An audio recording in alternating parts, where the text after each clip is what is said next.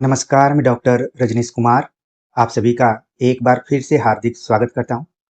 UP LT GIC GDC 2025 मुख्य परीक्षा के दृष्टिकोण से हम हिंदी स्वलिखित प्रश्नों की सीरीज पर आप सभी से चर्चा कर रहे हैं और पहुंच चुके हैं प्रश्न नंबर 33 के ऊपर।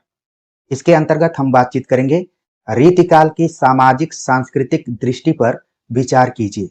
प्रिय विद्यार्थियों, इसके पहले हमने रीतिकाल के नामकरण पर विचार कर लिया है और रीतिकाल की प्रमुख प्रवृत्तियां कौन कौन सी हैं उसको लेकर भी हमने चर्चा कर ली है।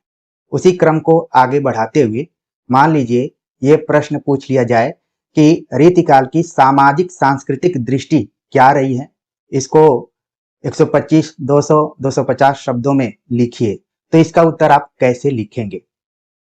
जब हम सामाजिक सांस्कृतिक दृष्टि की बात कर रहे हैं तो ये शब्द आप पहली बार नहीं सुन रहे होंगे, बल्कि इसके पहले हमने कबीर को पढ़ाते हुए बताया था, तुलसीदास को पढ़ाते हुए बताया था। यानी कि हम किसी भी कालखंड के किसी कवि की सामाजिक सांस्कृतिक दृष्टि को देखते हैं तो उस पूरे कालखंड की सामाजिक सांस्कृतिक दृष्टि को समझ सकते हैं। तो यहाँ पर रीतिकाल में किसी एक कवि की सामाजिक सांस्कृतिक दृष्टि पर विचार न करते हुए पूरे कालखंड के ऊपर हम चर्चा करेंगे। आमतौर पर जब भी सामाजिक सांस्कृतिक दृष्टि की बात होती है तो रीतिकाल का महत्व इतिहास खंड में उस तरीके का नहीं है जिस तरीके का भक्ति काल का है। भक्ति काल की जो सामाजिक सांस्कृतिक दृष्टि थी वो बिल्कुल अलग थी, लेकिन रीतिकाल की सामाजिक सांस्कृतिक दृष्टि एकदम से अलग है। कैसे है, इस पूरे उत्तर में हम देखेंगे। इसकी शुरुआत आप करेंगे कि किसी भी कालखंड की सामाजिक सांस्कृतिक दृष्टि का मूल्यांकन तत्कालीन परिस्थितियों से किया जा सकता है। रीतिकाल के 200 वर्षों के राजनीतिक, सामाजिक और सांस्कृतिक परिस्थितियों का मूल्यांकन करके देखा जा सकता है। यानी कि जो भी काल विभाजन है, रीतिकाल का काल विभाजन आपके दिमाग में आ गया होगा कि कब से कब तक निर्धारित किया गया है। अगर हम मोटे तौर पर देखें तो इसको 1600 से लेकर 1850 तक रखा जा सकता है। तो इन वर्षों में जो भी राजनीतिक परिस्थितियां रही हैं, सामाजिक परिस्थितियां रही हैं, सांस्कृतिक परिस्थितियां, जिसके अंतर्गत धार्मिक और साहित्यिक परिस्थितियों को भी रखा जा सकता है। तो इसके आधार पर हम मूल्यांकन करेंगे कि रीतिकालीन कवियों की सामाजिक सांस्कृतिक दृष्टि क्या रही है, कितना वे सभी कवि अपने समाज से और संस्कृति से जुड़े हुए थे। जब भी हम साहित्यिक रचनाओं की बात करते हैं तो कहीं न कहीं उनका संबंध अपने तत्कालीन समाज और संस्कृति से जुड़ा रहता है। तो आप लिखेंगे पहली जो परिस्थिति है राजनीतिक परिस्थितियां। इसके माध्यम से रीतिकाल की जो भी प्रशासनिक स्थिति थी, किसका शासन था, उसको समझते हुए फिर कवियों का क्या योगदान था उसको समझेंगे। आप लिखेंगे रीतिकाल का समय मुगल शासन का उत्कर्ष था। रीतिकाल साहित्यिक दृष्टिकोण से कालखंड है, लेकिन इसको हम मुगल शासन के तौर पर भी देख सकते हैं। और रीतिकाल के समय में मुगल शासन अपने उत्कर्ष पे था और साथ ही में यहीं से धीरे धीरे इसका पतन भी शुरू हो गया। इस काल में जहां मुगल शासकों में शाहजहां, औरंगजेब, जहांदर शाह और मोहम्मद शाह रंगीला थे, वहीं समानांतर जय सिंह, शिवाजी, छत्रसाल, सूरजमल और जसवंत सिंह आदि का शासन था। तो समानांतर तरीके से आप देख रहे हैं कि रीतिकाल में केवल मुगल शासन का प्रभाव नहीं था, बल्कि उसके समानांतर यहाँ के जो छोटे छोटे रजवाड़े थे उनका भी असर था। जैसे मैंने नाम लिया जय सिंह, आपके दिमाग में इनके दरबारी कवि का नाम आ गया होगा। शिवाजी, छत्रसाल का नाम लिया तो किसके इनके दरबार में कौन रहा करते थे उस कवि का नाम याद हो गया होगा। सूरजमल का नाम हमने लिया तो आपके दिमाग में सूदन का नाम आ गया होगा। जसवंत सिंह खुद कविताएं लिखा करते थे, एक आचार्य के तौर पर थे। तो आप देख रहे हैं कि जो परिस्थितियां हैं, राजनीतिक परिस्थितियां, एक तरफ मुगल शासन है और दूसरे तरफ समानांतर यहाँ के राजा हैं। और जब राजा और सामंत अपने दरबारों में विद्वान, आचार्य, कवि और कलाकार को आश्रय देते थे, जितने भी राजा थे सभी के दरबार में कोई न कोई विद्वान, आचार्य, कवि और कलाकार प्रवृत्ति का होता था। उसको आश्रय देते थे, और जब भी हम किसी को आश्रय देते हैं तो वो एहसान चुकाता है, वो आपकी कभी बुराई नहीं कर सकता। प्रिय विद्यार्थियों, मुझे बहुत अच्छा लगता है कि आप सभी इस चैनल से बेपनाह मोहब्बत करते हैं, क्योंकि हमने आपको पूरा फ्री रखा हुआ है, मानसिक रूप से, शारीरिक रूप से, आर्थिक रूप से। जब आपको मौका मिले, अपना समय निकालते हुए आप अपने पाठ्यक्रम के अनुसार पढ़ सकते हैं। आप आश्रय में नहीं हैं।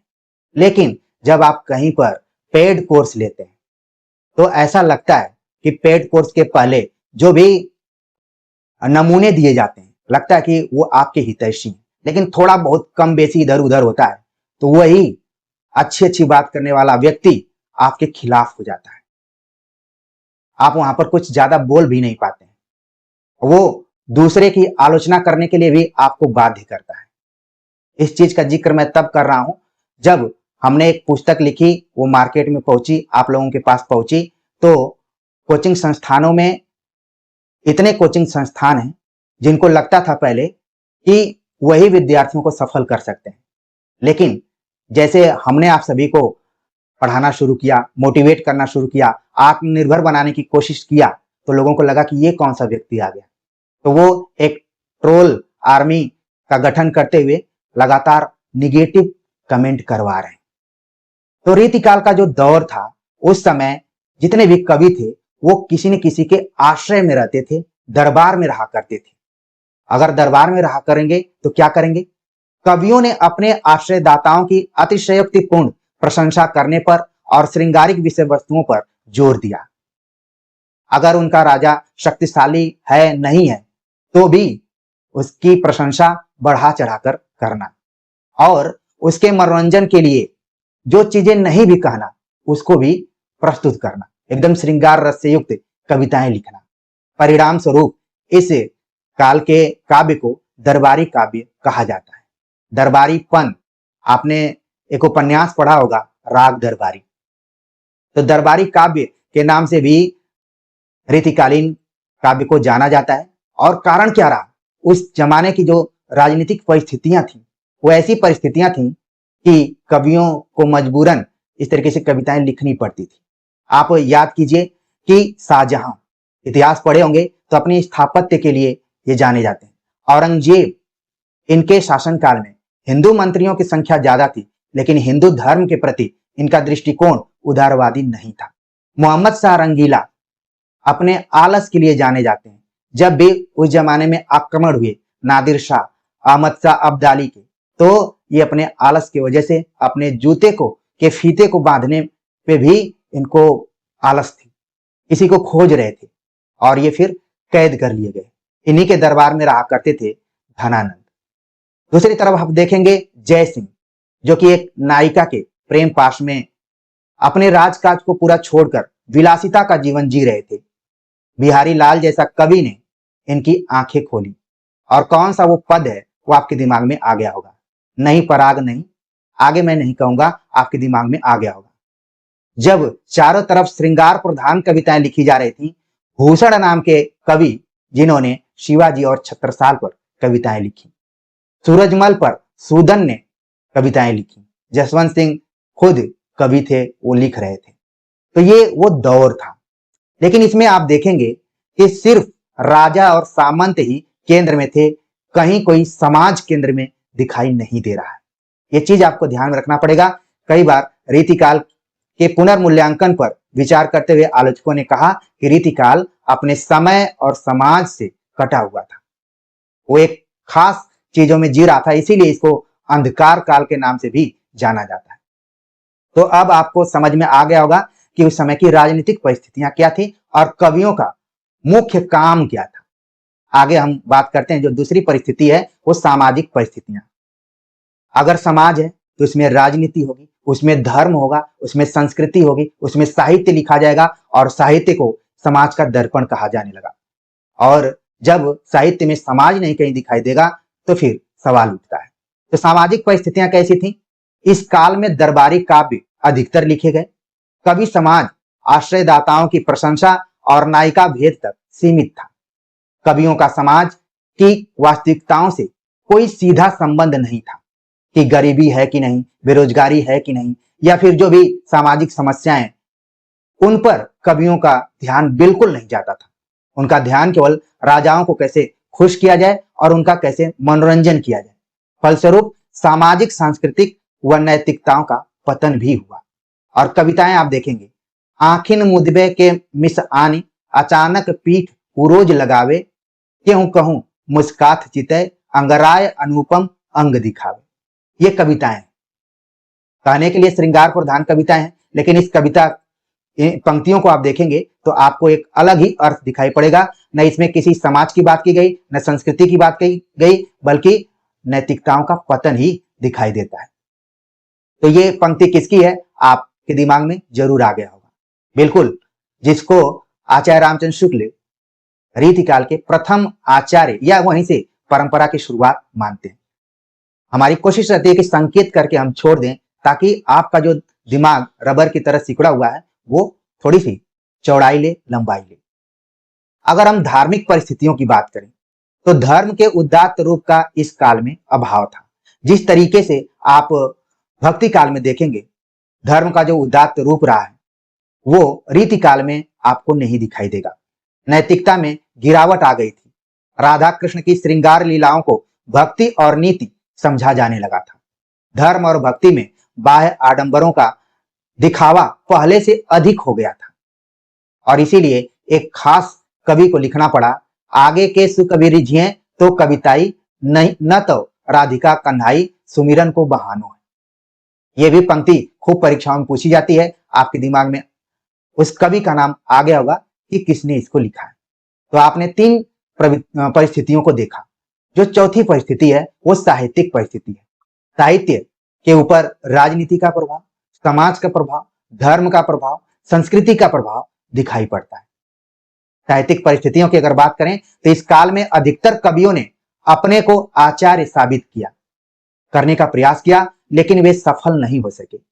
रामचंद्र शुक्ल के अनुसार हिंदी में लक्षण ग्रंथ की परिपाटी पर रचना करने वाले जो सैकड़ों कवि हुए हैं वे आचार्य की कोटि में नहीं आ सकते। वे वास्तव में कवि ही थे, उनमें आचार्य के गुण नहीं थे।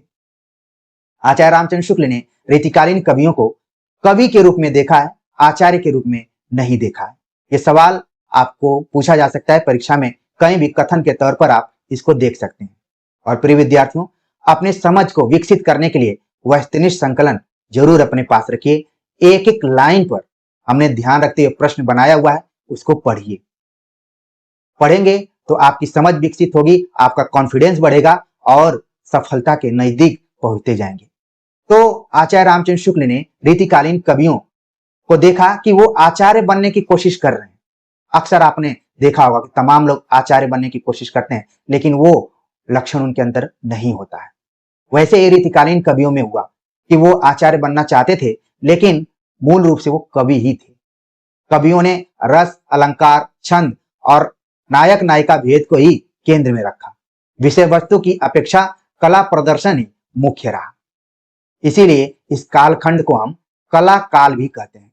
अब आपको याद करने की जरूरत नहीं है। इन विशेष प्रवृत्तियों के आधार पर ही आप बता सकते हैं कि क्यों श्रृंगार काल कहा गया, क्यों कला काल कहा गया, क्यों इसको अंधकार काल कहा गया।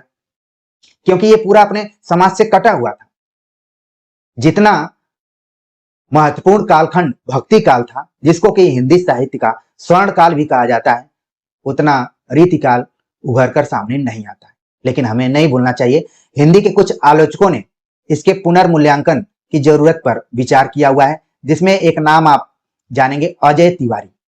अजय तिवारी नाम के आलोचक रहे हैं, जो कि दिल्ली विश्वविद्यालय में पढ़ाते थे। और फिर मैनेजर पांडे ने कुछ उस जमाने के जो शासक थे उनकी कविताओं को एक जगह कलेक्ट किया हुआ है और उसमें ऐतिहासिक चेतना को खोजने का प्रयास किया है। उस किताब का नाम मैं कमेंट बॉक्स में बता दूंगा आपको, ठीक। तो जब मैं बातचीत कर रहा हूं तो इसका मतलब ये नहीं है कि रीतिकाल एकदम से फर्जी काल था, बिल्कुल नहीं। बस आलोचकों ने कम महत्व दिया। क्यों कम महत्व दिया? कि आचार्य रामचंद्र शुक्ल ने कम महत्व दिया। इसीलिए तो मैं बार बार आप सभी से आग्रह करता हूं कि कोई किताब पढ़े न पढ़े, लेकिन आचार्य रामचंद्र शुक्ल के मूल टेक्स्ट को जरूर आप पढ़िए। क्योंकि जितनी भी किताबें निकली हुई हैं उसी किताब से बाहर निकले हुए। वो किताब जड़ है, ठीक उसी परिवार की तरह कि एक फैमिली में कोई एक जड़ होता है, फिर बाद में आप देखेंगे कि उसी जड़ से पूरा एक गांव भी बस जाता है। तो रामचंद्र शुक्ल हिंदी साहित्य इतिहास लेखन की मील के पत्थर हैं। इसके बाद ही जितनी किताबें आई हैं, तो पहले आप भटकने से इधर उधर आप क्यों नहीं मूल किताब पढ़ें, इसीलिए हमारा जोर है, और बाकी कोई यहाँ पर दिक्कत नहीं है। ठीक है, तो जितने भी रीतिकालीन कवि थे कला प्रदर्शन पर जोर देते थे, और उनका कहना था अभिधा उत्तम काव्य है, मध्य लक्षणा लीन, अधम व्यंजना रस विरस, उलटी कहत नवीन।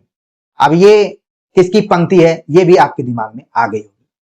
मैंने लिखा नहीं है ताकि आप साथ साथ पढ़ें, आपको लगे कि आप क्लास में बैठकर पढ़ रहे हैं, आप किसी ऐप पर नहीं पढ़ रहे हैं, आप किसी यूट्यूब चैनल पर नहीं पढ़ रहे हैं, बल्कि आप किसी एक शिक्षक के सामने क्लास में बैठकर पढ़ रहे हैं। कब वो सवाल पूछ देगा, कब आपके एकाग्रता को चेक कर लेगा कि आप यहीं पर हैं, शारीरिक रूप से तो आप यहीं पर हैं, क्या मानसिक रूप से भी हैं, कभी भी चेक किया जा सकता है। तो अभिधा उत्तम काव्य है, मध्य लक्षणा लीन, अधम व्यंजना रस विरस, उलटी कहत नवीन। ये पंक्ति खूब परीक्षाओं में पूछी जाती है, और हमारा प्रयास यही रहता है कि उन्हीं पंक्तियों को उठाकर आपके सामने रखा जाए जो कि आमतौर पर परीक्षाओं में पूछी जाती हैं, जिसके माध्यम से आपका सब्जेक्टिव और ऑब्जेक्टिव दोनों तरीके से प्रिपरेशन हो सके। अब निष्कर्ष पर आप पहुंचेंगे कि कुल मिलाकर कहा जा सकता है कि इस काल का सामाजिक, सांस्कृतिक और ऐतिहासिक महत्व रहा है, लेकिन सामाजिक यथार्थ का अभाव इस काल को कमजोर करता है। आलोचना में इसके पुनर्मूल्यांकन की मांग बराबर बनी रही। अभी भी आप देखेंगे कि रीतिकाल के पुनर्मूल्यांकन पर बार बार विचार किया जाता है। तमाम आलोचकों ने किताबें भी लिखी हैं, आपको मौका मिले तो आप जरूर देखिए। प्रिय विद्यार्थियों, ये इकलौता प्लेटफॉर्म है जो कि आपको दृष्टि विकसित करने के साथ साथ गाइडेंस भी करता है कि इस विषय से संबंधित और भी किताबें आप पढ़ सकते हैं, मूल किताबें पढ़ सकते हैं। आपकी समझ विकसित रहेगी तो आप कठिन से कठिन प्रश्न पत्र को चुटकियों में हल कर देंगे। तो प्रिय विद्यार्थियों, आप सभी इसी तरीके से जुड़े रहिए और इस चैनल का इतना प्रचार प्रसार कीजिए कि आपका भी प्रचार प्रसार हो और हमारा भी हो। तो हम अपने विद्यार्थियों को समय समय पर सतर्क करते रहते हैं, उनके अंदर की जो क्षमता है उसको निखारने की कोशिश करते हैं, जो कि आने वाले समय में बेहतर साबित करके दिखाएंगे। तो आज के वीडियो लेक्चर को लेकर आप सभी के कमेंट का हमें इंतजार रहेगा। मिलते हैं एक नए टॉपिक के साथ, तब तक के लिए नमस्कार।